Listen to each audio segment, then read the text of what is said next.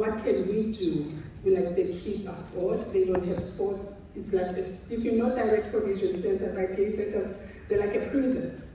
And SICAP took a role of asking for donations for used bikes to keep the kids and their sports and their mental health going. And with that act, it came a lot. It came support, it came a lot of kindness and humanity and giving parents something to give their kids that they could not give.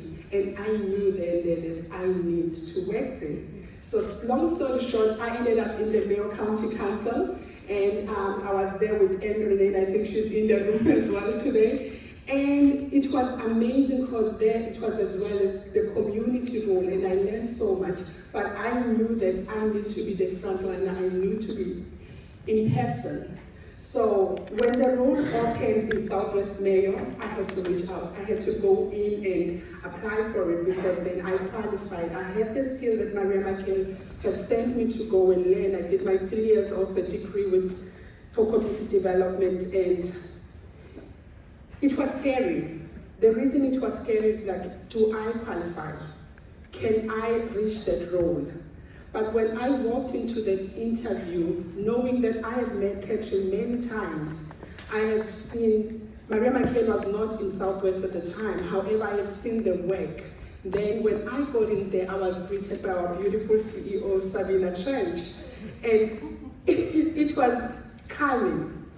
It was more like home, which is what people want to see. You want to see a face and hear a voice that says, you are okay, we are here, we're gonna figure it out. We may not know the answer, but we're gonna get there. And that brought a lot of work with the voluntary work, a lot of things that happen in Southwest Mayo.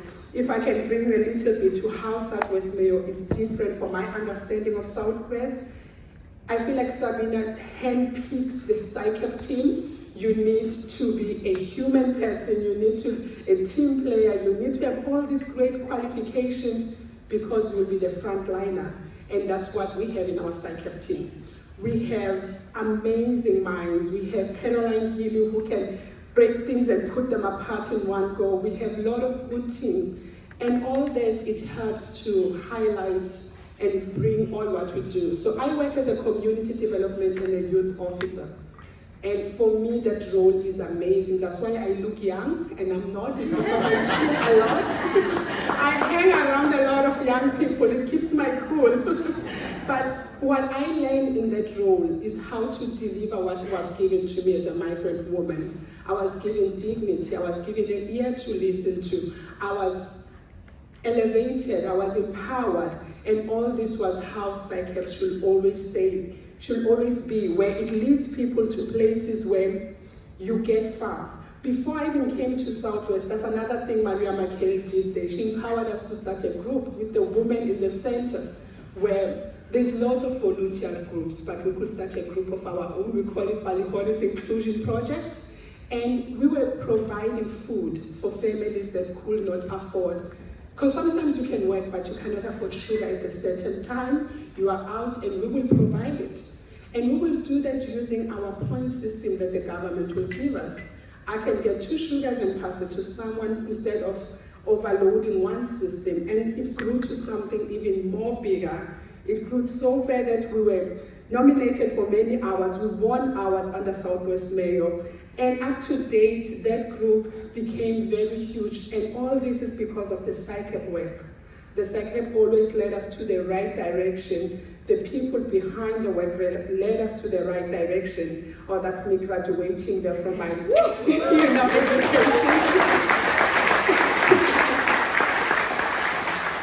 Thank you. Which is another hard thing, because when you come in a foreign country, you come, especially I come from South Africa, it's a well-developed country in Africa. And you have your education, you have all this, and you come here, you are told to start afresh. And now you don't want to do the same things that you were studying back home, and it's a different level of education. But this moment for me here, it was pride. It was pride of, I'm going to become someone who helps people. I'm going to be a nurse in a different way, where I go out, I listen, I bring people what they want to hear, and combine it with the SICAP strategy to make sure we deliver what will be working in the community, not just what we feel like this is what we need. So in Southwest, we don't do a tick box. It's hard work. We have to go all in. We have to work with what people need to deliver what is needed at all times, not just like, oh yeah, we gave out 10 grants, yippee, here to us, like, you know, we follow up, we make sure people go where they want to go. We follow, it's so much work. So that was my proud moment there, and that's Maria McHale there with me, because she was the kind of a person who will always walk with you all the way, to support every single day. So I'm grateful for that, and thank you, Maria, for being that person for me. And in 2023 December, I became an Irish citizen. Thank you. It was emotional. I am not here by choice, and I promise myself this will never make me cry, because I'm not going to talk about my personal story. I'm not here by choice, I'm here by force. And being welcomed, being accepted, being made to feel like I'm a part of a team. Not even a day I've been to Ireland personally have I felt someone being racist towards me, personally, or feel isolated or excluded just because of my skin color or something. Or it's because maybe I really do not take things people show, but nobody has ever done that. I don't know, maybe Mayo is the best place to live.